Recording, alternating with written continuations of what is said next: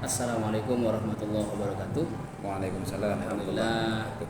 ini saya bersama rekan sejawat saya, sesama guru IPA. Nah, Betul.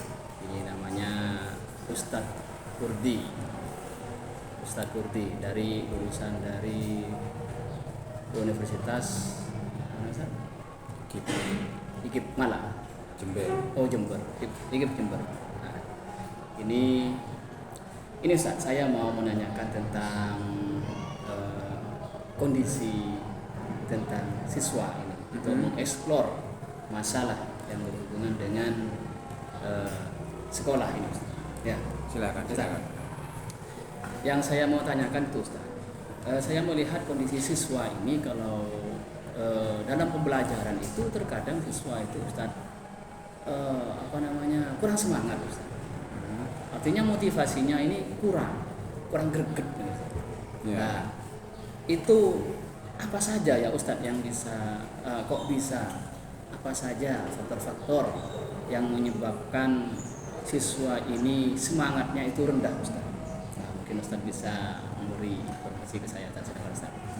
Oke, terima kasih atas waktunya Bapak Ustadz Wahyudi. Motivasi belajar siswa rendah itu penilaian saya sementara ada dua faktor internal dan faktor eksternal. Namanya siswa yang ada di lembaga kami ini adalah siswa umumnya mayoritas dari pondok. Faktor eksternal dulu saya jawab. Faktor eksternal itu lingkungan, artinya lingkungan sekitar atau bisa jadi teman.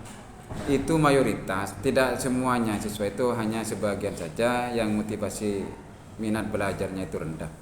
Itu diakibatkan faktor eksternal dari banyaknya siswa yang ada di lembaga ini. Yang kedua, motivasi minat siswa itu rendah secara faktor internal itu bisa diakibatkan karena saking banyaknya materi-materi yang dinyam atau yang dipelajari oleh siswa baik di madrasah ataupun di pondok.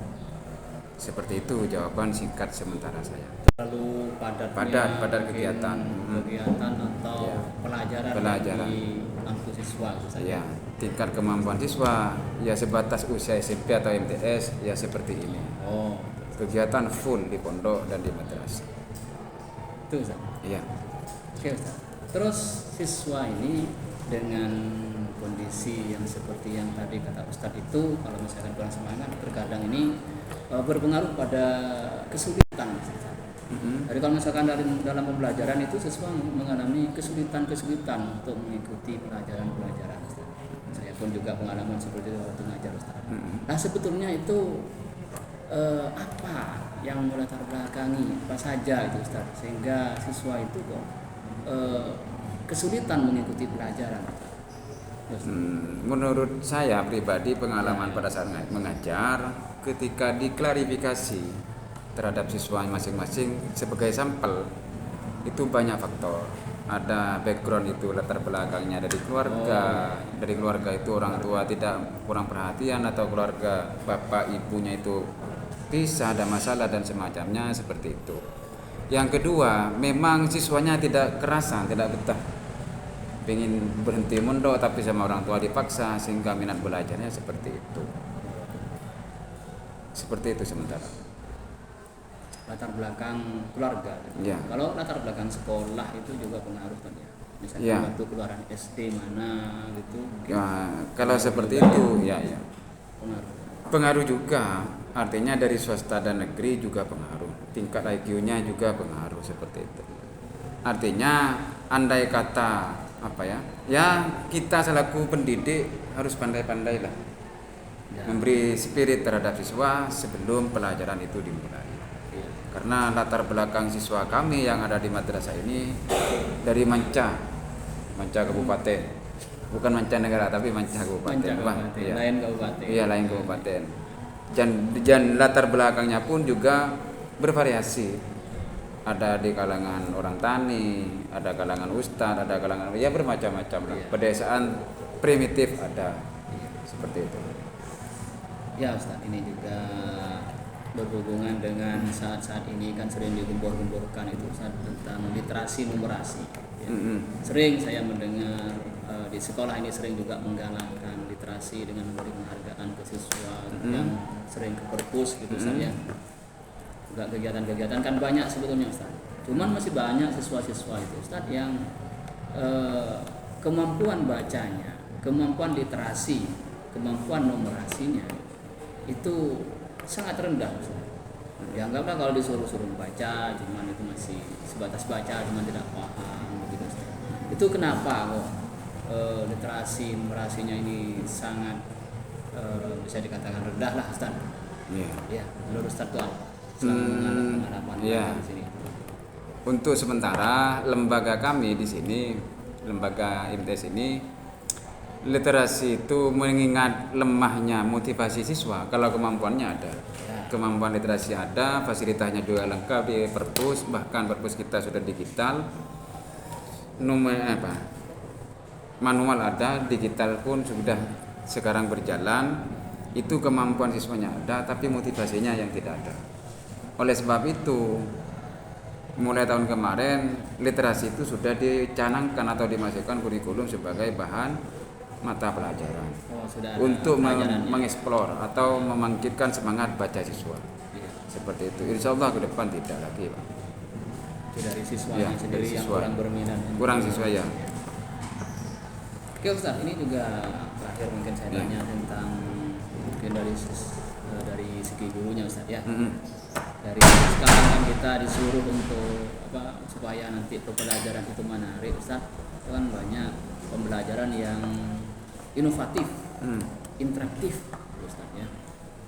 Nah cuman saya tanyakan itu kan jarang sekali menemukan atau mungkin lebih banyak guru yang tidak menerapkan pembelajaran yang inovatif Ustaz ya.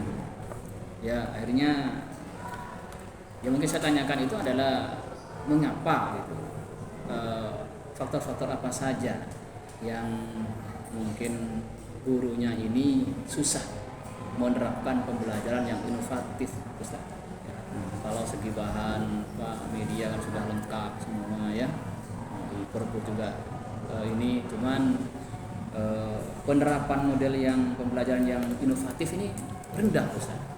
Nah itu Ustaz. Mungkin apa menurut Ustaz? Ini apa ya? Untuk ke gurunya semua mapel. Iya. Terfokusnya Model-model pembelajaran menurut saya itu tidak semua, hanya sebagian ustadz saja. Kalau memang yang sampean yang ditanyakan ke saya, model pembelajaran itu memang sangat menunjang terhadap daya tarik pembelajaran atau minat siswa belajar. Sangat menarik sekali. Yang inovatif, yang kreatif dan semacamnya. Yang saya teman-teman guru itu sebenarnya selain inovatif kreatif itu ada model pembelajaran inquiry. Jadi siswa itu yang lebih aktif, nanti itu yang lebih bagus menurut saya, seperti itu. Cuman gurunya jarang menerapkan. Ya kurang tahu sebagian ustadz atau guru itu apakah kurang pengalaman atau seperti itu, seperti apa saya kurang tahu. Tapi tidak semua guru tidak menerapkan model-model pembelajaran seperti itu, hanya sebagian saja. Ayo lanjut. Mungkin khusus yang IPA Ustaz, ada yang di IPA kan tidak hanya satu guru, di sini mungkin ada 4 guru ya. Kalau teman-teman yang lain guru IPA saya kurang tahu, tapi kalau saya sendiri model pembelajaran itu menggunakan ada jigsaw, start, ya inquiry itu tidak begitu sering. Kalau yang sering itu jigsawnya. Ya disesuaikan dengan materi ya.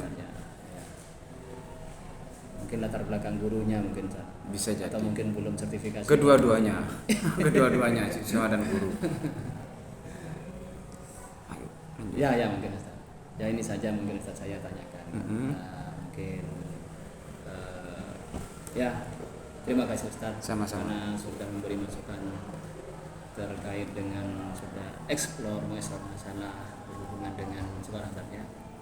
Saya terima kasih atas waktunya Ustaz. Sama-sama. Assalamualaikum. Waalaikumsalam warahmatullahi wabarakatuh.